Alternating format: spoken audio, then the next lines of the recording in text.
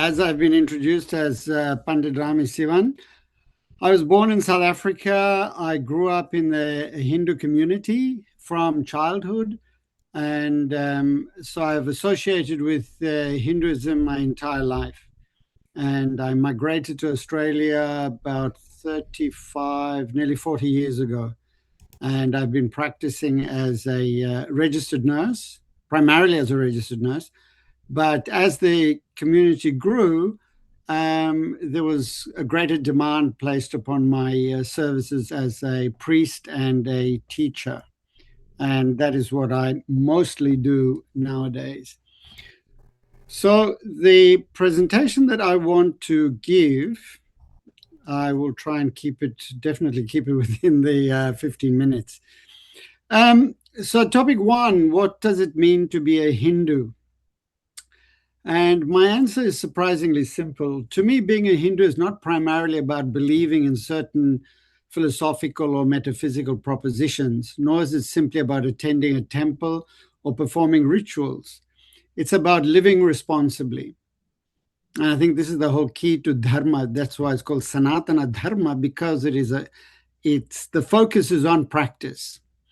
Our tradition teaches us that every human being is born with debts, known as rinas, not debts of guilt, but debts of gratitude. We did not create ourselves and our worldview. We inherit life, knowledge, culture, family, and natural world from others. A Hindu life is one that is consciously lived to repay those debts. This is expressed in the beautiful teaching of the Panch Maha Yajnas, the 5 great acts of reverence. So when somebody says to me, what does it mean to be a Hindu? I always answer that it is the repayment of these 5 debts.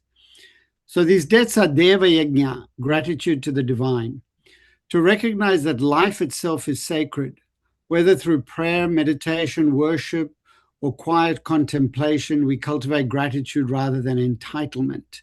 And I think this is a major focus that we need to teach others, that it's not about rights, it's about fulfilling our duties. Rishi Yajna is the gratitude to the sages. We inherit thousands of years of accumulated wisdom. Our responsibility is not only to study, but also to preserve and pass it on faithfully to the next generation. And this is the major problem. And I just want to slip in here that today we have the most amazing means of learning and transmitting. AI has leveled the playing field. So today, a layman has access to exactly the same knowledge as does a scholar of the subject. We can come back to that later if we have time. Pitra Yajna is gratitude to our parents and our ancestors. We honor and cherish those who came before us, our parents, grandparents, and forebears that gave us far more than our DNA. They gave us language, values, culture, and opportunity. Remembering them, honoring them, and caring for them reminds us that we're all part of an unbroken human story. And the 4th is Bhuta Yajna, care for all living beings and the environment. So this teaches that compassion extends beyond our own species. Kindness to animals, care for the environment, and respect for all forms of life are not modern inventions. They are ancient Hindu obligations. And the final yajna is Manushya Yajna or Atiti Yajna, service to humanity. Every person we meet deserves dignity and kindness. Hospitality, generosity, volunteering, and serving our community are all expressions of worship. This is all part of our karma yoga, which we need to be focusing on. So when people ask me what being Hindu means, I often say this: it means trying each day to leave the world slightly better than I found it, to be grateful rather than demanding, to serve rather than merely consume, to learn rather than merely argue, to care rather than merely criticize, That, to me, is Hinduism in practice. How do I communicate this to others? Not by lectures. Children learn far more from watching than from listening. If they see you caring for elderly parents, helping a neighbor, feeding birds, supporting a charity, studying scriptures, treating each person with respect, and approaching life with gratitude, then they are already learning the Panch Maha Yajnas. The greatest sermon is a well lived life. Above all, early education begins with stories of our Hindu superheroes. The Panch Maha Yajnas teach us that life is not about asking, what can I get from the world or society? But how can I repay the countless gifts the world has already given me?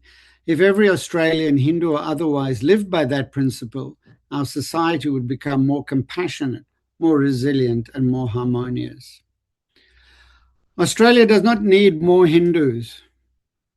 It needs more of the values that Hindu civilization has spent thousands of years cultivating. When people ask how we communicate a Hindu worldview to Australia, I think we begin by changing the question. The question is not how do we persuade Australians to become interested in Hinduism? The question is, what gifts does Hindu civilization bring to Australia? Every culture contributes something distinctive. The Greek tradition contributed philosophy. The Roman tradition contributed law. The Jewish tradition contributed ethical monotheism. The British tradition contributed parliamentary democracy. So, what does the Hindu tradition contribute? I would suggest 5 enduring gifts. A culture of pluralism. Perhaps the greatest contribution is a deep comfort with diversity. Our tradition has lived for millennia with multiple philosophies, multiple forms of worship, multiple understandings of ultimate reality, and even vigorous disagreement. India was the original, and I would say the only exemplary multicultural society. Difference is not automatically a threat, it is often an opportunity for dialogue. And this is the valuable disposition in a multicultural nation. And today, even more especially so with the woke indoctrination, cancel culture, and aversion to any form of disagreement, silencing dissent and tyrannically opposing politically correct views on others. Number 2, Hindu civilization has always insisted that changing society begins by changing oneself. Yoga, meditation, self-discipline, compassion, ethical living are not escape from the world. They are preparation for participating in it wisely. And these are values that we can bring to the society. Seeing the sacred in all life. If every being possesses intrinsic worth, then compassion is not merely a moral preference. It becomes a way of seeing that naturally encourages respect for people, animals, and environment. Intellectual humility. This may be my favorite contribution. Our sages repeatedly remind us that ultimate reality exceeds language and concepts. If reality is greater than our ideas about it, then humility becomes an intellectual virtue. That makes genuine dialogue possible. And 5, dharma. Perhaps the most important gift is the idea of dharma. Dharma asks not merely what are my rights, it asks what are my responsibilities to family, society, to future generations, to nature, and even to oneself. A society flourishes when people think as seriously about duty as they do about entitlement. How do Hindus become contributors rather than merely a community discussed by others? First, we must become visible through service, volunteer, join hospital boards, teach yoga, serve on ethics committees, become educators, scientists, artists, judges, nurses, parliamentarians, and community leaders. Secondly, we should share ideas rather than merely celebrate festivals. Australia already enjoys Diwali, and I think there's a big focus already on Diwali and Holi and these other festivals. Perhaps it is time Australia also became familiar with concepts like dharma, karma, ahimsa, yoga, and seva. Not as exotic Sanskrit words, but as principles for everyday life. Finally, we should speak with confidence, but never with triumphalism. Our aim is not to replace anybody else's worldview. Our aim is to enrich the common table. Multiculturalism succeeds when every tradition contributes its finest wisdom for the benefit of all. Hinduism is not asking Australia to become more Indian. It is inviting Australia to become more deeply human. And then finally, Hindu heritage and the future of the Hindu community in multicultural Australia. Too often we reduce heritage to food, festivals, fashion, and folklore. Those are delightful, but they are leaves of the tree, not the roots. The real Hindu heritage is something more enduring. My first response is that we must first agree on what our heritage actually is. If our children grow up enjoying samosas, Diwali fireworks, Bollywood music and dancing and wearing beautiful Indian clothes, that is wonderful. But if that is all they inherit, they have preserved our culture without transmitting our civilization. Our true heritage is not primarily cultural. It is philosophical. It is ethical. It is spiritual. It is a way of understanding ourselves and our place in the universe. So the heritage level 1 is culture, which we all know. These create identity and belonging. Heritage level 2 is values, the invisible heritage, compassion, self-discipline, respect for parents, hospitality, non-violence, service, truthfulness, gratitude. These are what give the culture its moral beauty.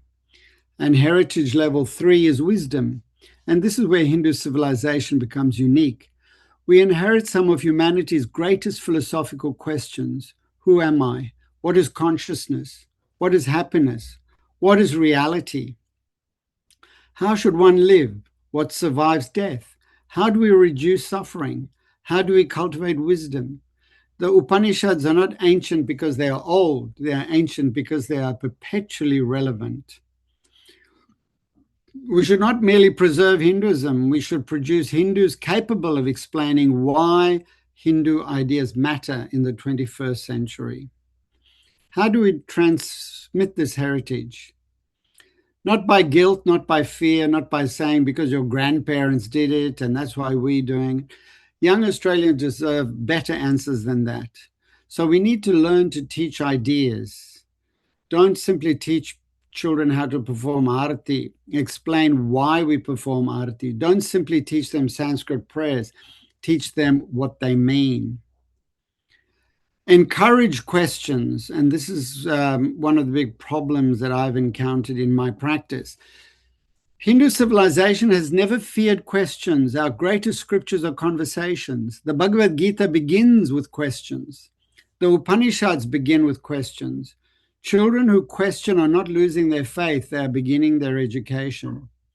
No child has ever become compassionate because their parents told them to be compassionate. Children imitate. If they see generosity, they become generous. If they see integrity, they become ethical. If they see gratitude, they become grateful. Our duty is not to assimilate, but integrate, not isolate. Our children are Australians. That is not a problem. It is an opportunity. We should not ask them to choose between being Australian and being Hindu. They can be fully both. Indeed, Australia needs citizens who bring ethical depth of Hindu civilization into the Australian public life. So as I've repeatedly stated, that I summarize Hindu life through the Panch Maha Yajnas. If our children remember nothing else, let them remember these 5 responsibilities. Be grateful to the divine, learn from previous gurus, rishis, sages, honor your ancestors, care for every living being, and serve humanity. And every generation inherits Hindu civilization as trustees, not owners. Our task is not to place it in a museum wrapped in nostalgia. Our task is to understand it, live it, enrich it, and then hand it to the next generation in a better condition than we received it. The future of Hinduism in Australia will not depend on how many temples we build. It will depend on how many thoughtful, compassionate, and confident young Hindus we nurture. Temples preserve traditions, people preserve civilization. And I just want to finish in 2 seconds that the greatest tool that we have today to educate ourselves before we educate our children is using AI. And that is the end of my presentation. Exactly 15 minutes.